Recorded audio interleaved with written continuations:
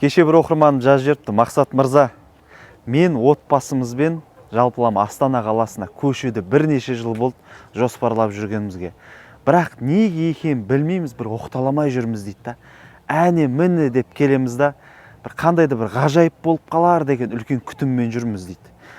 Енді сол үшін қазір алаңдаймын дейді да. Бірақ жалпылама достар бар ғой, осы уақытқа дейін қарап отырсам, өзім енді бірнеше жыл баспана саласында жүрмін ғой.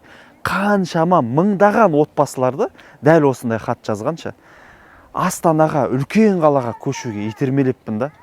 Сол кезде өзім бір ойымның түкпірінде ойланып қалып тұрсам, негізінде осы бір бейсаналы тұрғыда болсын, біз бала кезде ерте көп оқып қойғанбыз ба деймін да.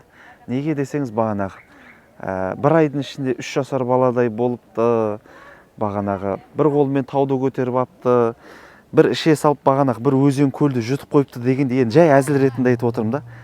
Бір қандайда бір арманның өзін орындалуын күтіп тұрамыз да.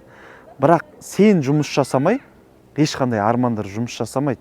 Сондықтан өзіңнің болашағың үшін, өзіңнің балаларының болашағың үшін, яғни кез келген адам баласы жақсылыққа ұмтылу керек деп ойлаймын. Осы уақытқа дейін жасырмаймын, Астана қаласына біздің Мақсатпен компаниясы арқылы баспана алып келген бір 100-200 отбасы болса, соның ешқайсысы бүгінге дейін Мақсат мырза бекер көшіп келіптік, бекер ұмтылыптық деп айтқан емес.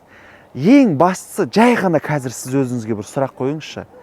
Дәл, қазір мен шешім қабылдамадым, бірақ осы қазіргі мен өзім позицияма, осы қазіргі мен қабылдаған шешіміме 20 жылдан кейін көзқарасым қандай болады екен деп. Яғни 20 жылдан кейін, 10 жылдан кейін осы кезде тәуекел жасамағаным үшін өкінбеймін ба деп айтпайсыз ба? Себебі жануар екеш. Жануар аңдардың әлемінде де, мысал, жарайды, бір балықты алайықшы, лосось дей ма? Өзінің балаларын, өзінің ұрпағын қауіпсіздігі үшін мыңдаған километр теңізді жүзіп келіп, таудың үстіне шығып, балалардың болашағы үшін қауіпсіз жерге уылдырық шашады. Сондықтан шешім өздеріңізде, бірақ уайымдап шешім қабылдай алмай жүрсеңіз, жай ғана сұрақ қойыңызшы. 10 жылдан кейін мен бүгінгі қабылданбаған шешімім үшін өз-өзімді кінәлаймын ба, кінәламаймын ба дегендей. Сондықтан алға достар, қорықпаңыздар. Тәуекел түбі жел қайық, өтесін де кетесін.